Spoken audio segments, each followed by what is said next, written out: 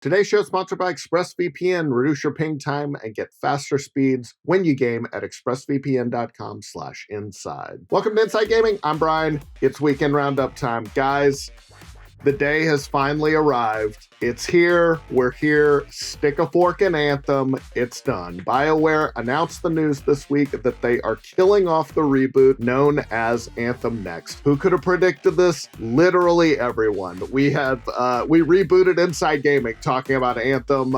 It didn't look good almost immediately. It's almost 2 years old now. It's sad. You kind of hate to be right about these things, but boy, this game had been struggling for a long time. Executive producer Christian Daly broke the news, saying they've, quote, made the difficult decision to stop our new development work on Anthem. And the main reason he kind of mentioned as why they were doing this was the pandemic. He said that has hampered the development writing. While we continue to make progress against all our game projects at Bioware, working from home during the pandemic has had an impact on our productivity, and not everything we had planned as a studio before COVID-19 can be accomplished without putting undue stress on our teams. He added, game development is hard. Decisions like these are not easy. Again, we knew this was coming. Anthem has had problems since the outset. Now, it was immediately blasted by critics and fans for bugs, performance issues, lack of content, not much of a storyline. It was not ready for prime time at all. Eventually, Bioware had to just completely abandon their content roadmap in order to fix core issues with the game. They left Christmas lights up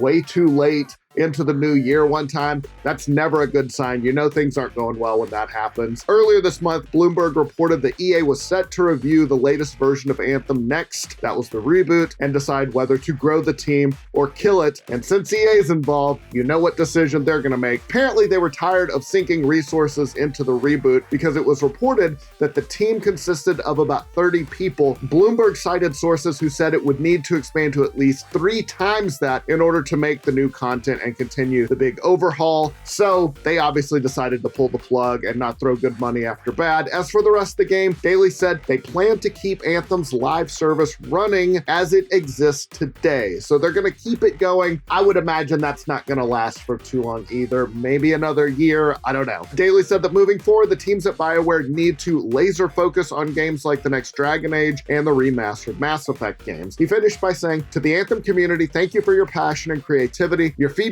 and suggestions most certainly helped shape the team's direction. And on a personal note, your kindness and encouragement were much needed last year. Oh, that's kind of sad. So yeah, a sad but predictable end for Anthem, and yet another sign of all the pitfalls of modern AAA game development. Anthem was an unfinished game that released way too soon. It crashed and burned, and finally everybody involved decided to cut their losses. I do think there was some amount of potential there, but when your parent company's EA, the doomsday clock is always ticking, and if your game isn't an immediate hit, we all know how this is going to end. All right, we're going to get to the rest of the stories in just a second, but first, let's talk about purple. You guys, as the world becomes increasingly uncomfortable, we're all looking for as much comfort as we can get, right? Somebody corners you and starts talking, and they just won't let you go, and you're like, oh, I just want to get out of this conversation. That's my own personal, wildly uncomfortable situation. But the one thing I can always count on is how comfortable my purple mattress is. That's because purple is comfort reinvented. Only purple has the grid, a stretchy gel material, amazingly supportive for your backs and legs, for your backs, your multiple backs, your singular back and legs, while cushioning your shoulders, neck, and hips. I don't know how it does it. It's fantastic though. Because of how it's designed, the grid doesn't trap air. Air actually circulates and flows through it. It's fantastic. The grid bounces back as you move and shift, unlike memory foam, which remembers everything. That's why memory foam has craters and divots. They don't have a grid. So what I like is the purple pillow. Sometimes I get cricks in my neck when I sleep. It never happens with the purple pillow. I just wake up, my neck feels fine. I'm refreshed. I can just get on about my day. Right now, you can try your Purple mattress risk-free for free shipping and returns. Financing available too. Purple really is comfort for an uncomfortable world. Right now, you'll get 10% off any order of $200 or more. Go to purple.com/roundup10 and use promo code roundup10. That's purple.com/roundup10, promo code roundup10. Terms apply. Now let's talk about the rest of the stories. So you probably read that CD Projekt Red was hacked recently. They were the victims of a ransomware attack. It was a big deal. Well, now we're starting to see it affect other things in CD Projekt Red, most notably Cyberpunk 2077. The developer has been putting out a steady stream of patches and fixes for Cyberpunk since its disastrous launch in December. But now it looks like we're going to have to wait longer for the next patch thanks to this ransomware attack. In a tweet, CD Projekt Red said that while we dearly wanted to deliver patch 1.2 for Cyberpunk 2077 in the time span we detailed previously, the recent cyber attack on the studio's IT infrastructure and extensive scope of the update mean that this unfortunately will not happen. We'll need some additional time. They went on to outline their goals for the patch, which was supposed to come out this month, saying they've been working on numerous overall quality improvements and fixes, and we still have work to do to make sure that's what you get. They added, it's not the news we enjoy sharing, but we want to make sure we launch this update properly. They said they're now aiming for release in the second half of March. So not a long wait, but yeah, a significant wait. Let's talk about GameStop, not just the stock, which is soaring again. We know they've been through a lot over the last few weeks, and now a top executive at the troubled retailer has quit. They announced that Chief Financial Officer Jim Bell will be leaving the company effective March 26th. They're looking for a successor right now. Bell joined GameStop in 2019, replacing longtime CFO Rob Lloyd. He got a base salary of $700,000 a year, but apparently he's going to get a pretty sweet severance deal. IGN reported that because he resigned for good reason, according to his contract, he'll get a severance of $2.8 million.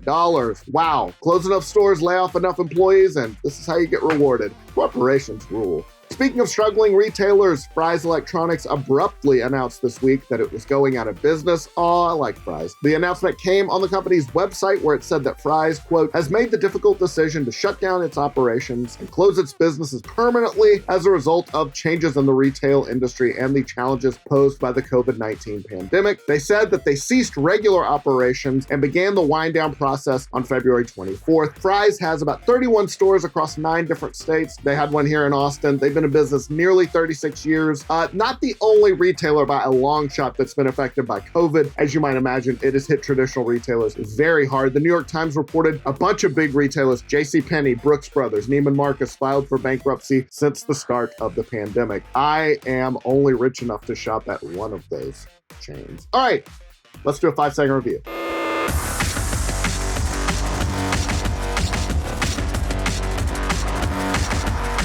It's a JRPG with those little chibi anime people. If that doesn't bother you, you'll probably like it. All right, let's talk about the games coming out next week. First up, Harvest Moon One World. Trek across beaches, the desert, even a volcano. Ouch. In the latest entry in the long-running Harvest Moon series, the harvest goddess has gone missing, and it's up to you to help bring her back. Along the way, you'll come across cows, sheep, camels, even reindeer. Dig in, because in this game, the world is literally your oyster. I don't think that's the proper use of the word literally. It comes to Switch March 2nd. Maquette is a first-person recursive puzzle game that takes you into a world where every building, plant, and object are simultaneously tiny and staggeringly huge. It comes to the PS5 and the PS4 March 2nd. Monster Jam Steel Titans 2, More Trucks, New World. Monster Jam Steel Titans 2 features more fan favorite tracks in brand new Monster Jam Worlds. That's the most 90s title ever. It comes to PC, PS4, Xbox One, Switch, and Stadia March 2nd. Yakuza Like a Dragon. Become Ichiban Kasuga, a low-ranking Yakuza grunt. Oh, I love him because he likes Dragon Quest. Ichiban's so great. He's left on the brink of death by the man he trusted the most. Take up your legendary bat and get ready to crack some underworld skulls in dynamic RPG combat set against the backdrop of modern-day Japan. It comes to PS5 March 2nd. Sir Lovelot is on a quest to find the love of his life. Is this a hentai game? Join him in this wacky, tight platformer where impressing cheeky damsels is harder than a heart of stone. Oh boy, it's one of those games. I bet it is. It comes to PC, PS5, PS4, Xbox One, and Switch March 3rd. Kill It With Fire is a first-person action game about hunting spiders and causing collateral damage. Yeah, it's about spiders. There's only one thing you can do. Kill them with fire. Have you seen the spiders in Australia? They're terrifying. It comes to PS4, Xbox One, and Switch March 4th. Ranch Simulator. Builder, farmer, hunter, trader, lover, friend. Ranching certainly isn't your average job. Think you have the skills to turn your family's rundown homestead into the most prosperous ranch in the valley? Absolutely not. My family should never leave me anything to be in charge of. But if you do think that about yourself, then it's time to head out into the wilderness in this captivating single and multiplayer open world simulator. It comes to PC March 4th, 2 Point Hospital Jumbo Edition. It's your hospital. Build it the way you like it, with specialist treatment rooms aplenty. Lay out and spruce up your rooms and design the optimal place to definitely not die. It's the Jumbo Edition, so it's got, lots of DLCs, all that. It comes to the PS4, Xbox One, and Switch March 5th. That's all the news I got for you this week, guys. I hope you're doing okay. We're warm again here in Texas, but my heart goes out to everybody. I hope I hope you got your power on. I hope your water's working. I hope you got food in the refrigerator. Hang in there, guys. We're going to get through this. We'll see you next week.